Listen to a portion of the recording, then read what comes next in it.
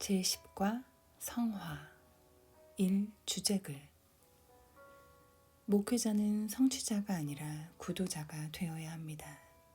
구도자란 진리를 찾고 진리를 깨닫고 그 진리를 살아내는 사람입니다. 구도자는 언제나 진리대로 살기 원하기 때문에 만약 자신의 흐트러진 모습을 보게 되면 속상해합니다. 구도자가 순간마다 자신을 점검하며 깨어있게 하는 동기는 무엇일까요?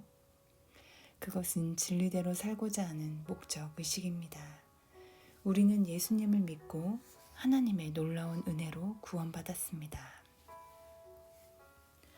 그 다음에는 두 가지 길이 있습니다.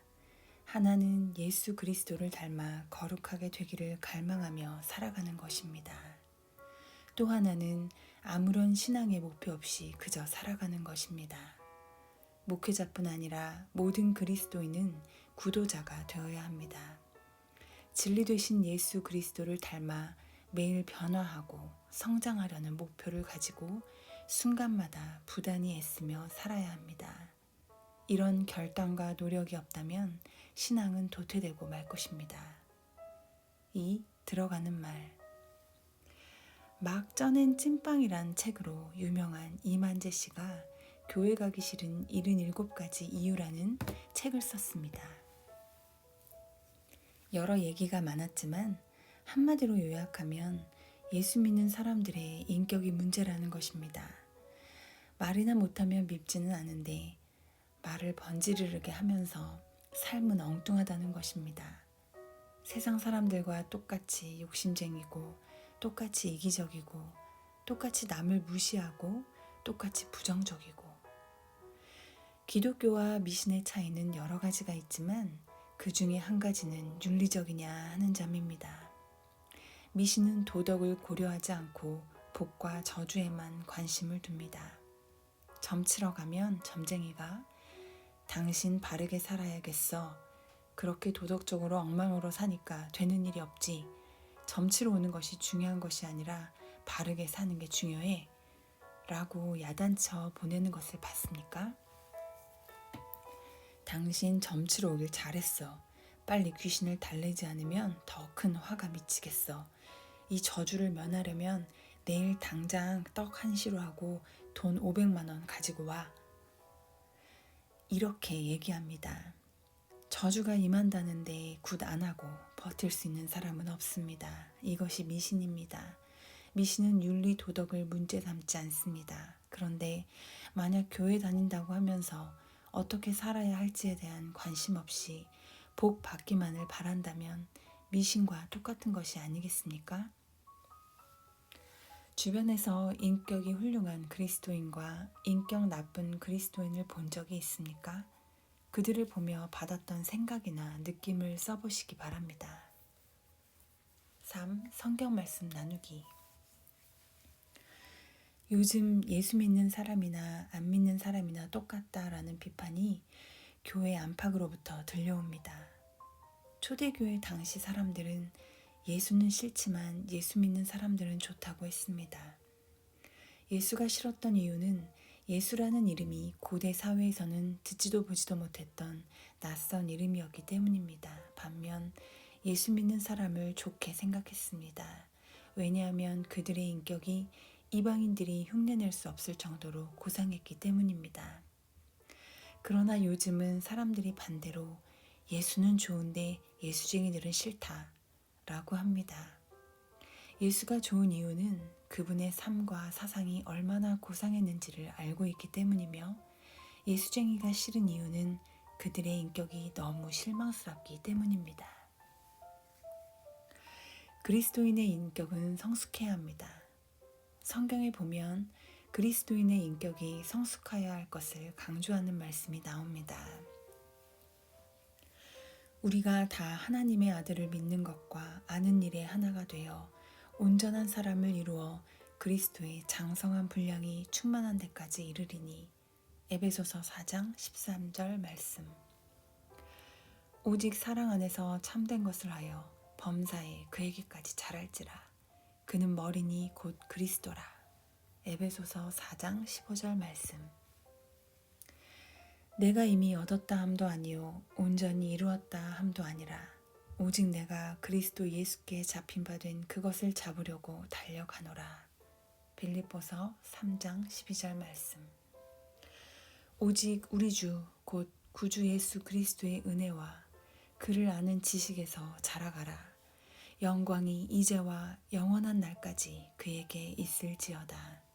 베드로후서 3장 18절 말씀. 그리스도인은 인격이 성숙해지고 자라가야 합니다. 교회 안에 세 종류의 신자가 있습니다. 첫째, 제자리에 앉아서 도태되는 이들. 진보 없이 제자리를 지키는 신자입니다. 그러나 사실은 점진적으로 퇴보하고 있습니다. 둘째, 점점 신앙 인격이 뒷걸음질 치는 이들.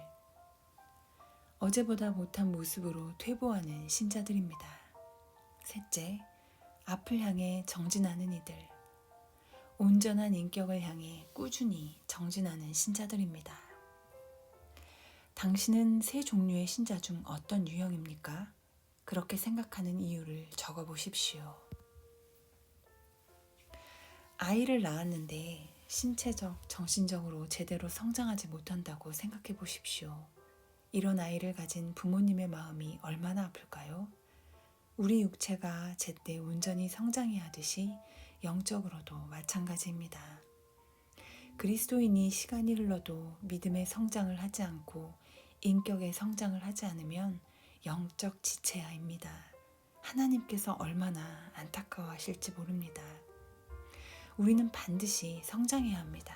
그리고 성숙해야 합니다. 어느 정도까지 성숙해져야 할까요? 에베소서 4장 15절에 보면 범사에 그에게까지 자랄지라 그는 머리니 곧 그리스도라 라는 말씀이 있습니다. 예수 그리스도에게까지 자라라는 말씀입니다. 예수 그리스도에게까지 자란다는 것은 무슨 뜻입니까? 그것은 예수님처럼 하나님과 인간을 향한 순전한 사랑으로 가득 찰 때까지라는 것입니다. 하나님 사랑과 이웃 사랑으로 충만한 상태를 우리는 기독교인의 완전이라고 합니다. 마태복음 22장 37절에서 40절을 찾아 써보십시오.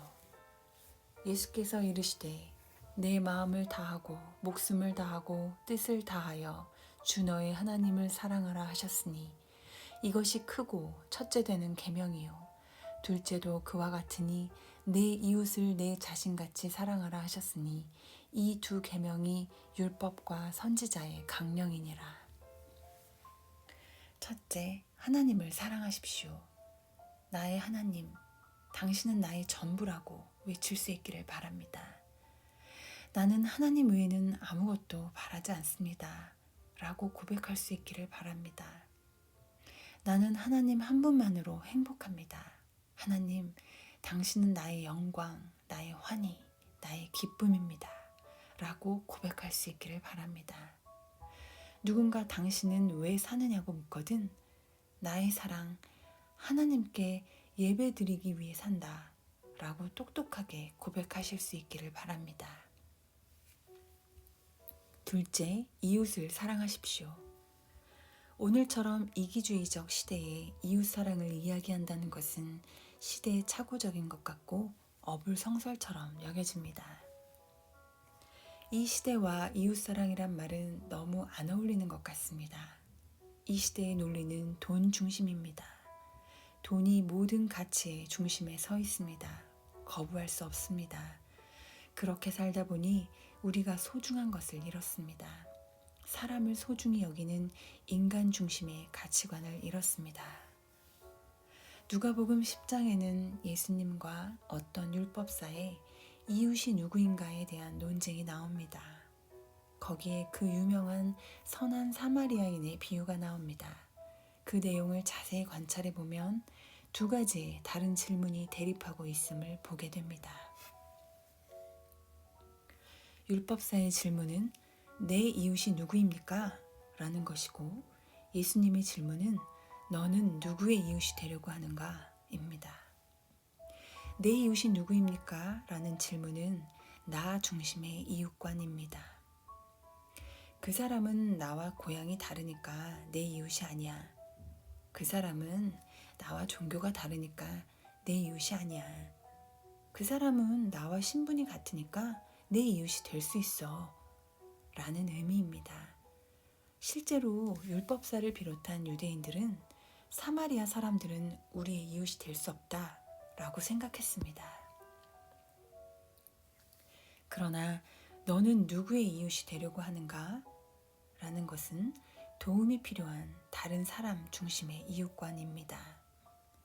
그 사람이 강도를 만났으니까 나의 도움이 필요한 이웃이야. 그 사람이 배고프니까 나의 도움이 필요한 이웃이야. 그 사람이 요즘 외로우니까 나의 위로가 필요한 이웃이야. 그 사람이 지금 절망하고 있으니까 나의 기도가 필요한 이웃이야. 와 같은 것입니다. 예수님은 나의 도움이 필요한 사람에게 이웃이 되어주라고 하십니다. 인종, 피부 색깔, 신분, 돈의 유무를 따지지 말고 이웃이 되어주라는 것입니다. 이런 생각은 교회 생활에서 매우 중요합니다. 예수의 이웃관을 가진 교인은 교회에 와서 누가 나의 도움이 필요한가를 찾아 그들의 이웃이 되려고 합니다. 반면 율법사의 이웃관을 가진 교인은 누가 나를 도와주지 않을까? 라고 기다리고 있습니다. 이 교회는 참사랑이 없구만. 누구 하나 아는 척하는 사람이 없으니 이렇게 섭섭하게 생각합니다. 어떤 교인이 신앙생활을 더 성공적으로 하겠습니까? 어떤 교인이 많아야 그 교회의 분위기가 좋아지겠습니까? 이웃사랑을 어떻게 실천할 수 있을지 적어보십시오. 어떻게 하면 신앙 인격이 성장할 수 있을까요? 첫째, 하나님 말씀을 섭취해야 성장합니다. 그러므로 믿음은 들음에서 나며 들음은 그리스도의 말씀으로 말미암았느니라. 로마서 10장 17절 말씀. 신앙 인격은 그리스도의 말씀을 들을 때 성장합니다. 아이들의 키 크는 것을 봐도 잘 먹는 아이가 잘 큽니다. 이론의 여지가 없습니다. 영양이 공급되지 않으면 성장할 수 없습니다. 그래서 주일 예배만 참석하는 교인과 수요 예배에도 참석하는 교인과 새벽 기도회에 참석하는 교인과 매일 큐티를 하는 교인의 신앙 성장은 다른 것입니다. 둘째, 기도로 성장합니다. 리처드 뉴턴은 이렇게 말했습니다. 나의 여위고 열매 없는 생활의 근본 원인은 기도 생활의 태보에 있다. 내가 마음의 안정 속에서 자유롭게 기도할 수 있을 때 모든 문제는 쉽게 풀린다. 이 말은 사실입니다. 신자의 신앙생활에 힘이 없고 영적 성장에 진보가 없는 이유는 바로 기도 부족 때문입니다. 셋째, 섬김으로 성장합니다. 우리의 몸도 먹기만 하고 영양을 적당히 소비하지 않으면 건강해질 수 없습니다.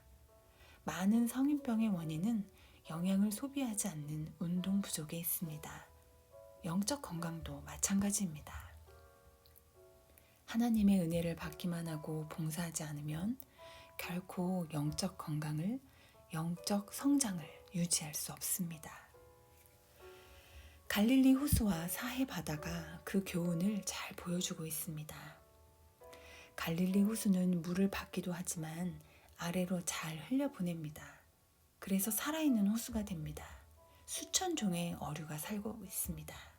그러나 사해 바다는 물을 받기만 하고 흘려보내지 않습니다. 결국 세월이 지나면서 죽은 바다가 되었습니다. 그곳에 가보면 고깃떼도 어부도 다 떠났습니다.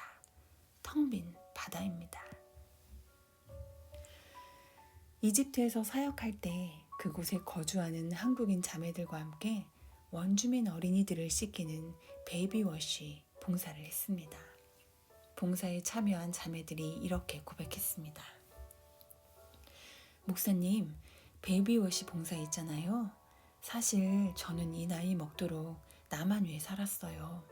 오직 내 집, 내 아이, 내 가정 이런 타령만 하면서 살았는데 카이로에 4년 있으면서 작지만 남을 위해서 살았던 기억을 갖게 되었어요. 이집트 어린이들을 씻기고 돌보았던 일은 너무나 힘들었지만 생각하면 할수록 보람있고 의미 있는 봉사였어요. 아마 제 일생 중에서 최고의 순간이 될 것입니다. 당신의 영적 성장에 필요한 요소는 무엇입니까? 4. 삶의 적용. 믿음은 마치 살아있는 유기체와 같습니다. 믿음은 성장할 수도 있고 퇴보하다가 사라질 수도 있습니다. 경험으로 볼 때 믿음의 퇴보는 자신만 모르고 주변의 사람들은 잘 압니다. 점잖아서 대놓고 말을 하지 않을 뿐입니다. 한번 주위에 있는 성도들에게 물어보십시오. 내 믿음이 성장하고 있는지, 정체되어 있는지, 퇴보하고 있는지를 말입니다. 자신의 믿음 성장을 위해 특히 애쓰십시오. 오늘 노력하셔야 합니다. 언젠가 믿음이 성장하겠지라고 생각할 수도 있지만 그런 때는 오지 않습니다. 오늘 결심하지 않으면 여러분의 믿음은 퇴보하다가 사라질 수도 있습니다. 이번 과를 공부하면서 느낀 점을 적어 보십시오.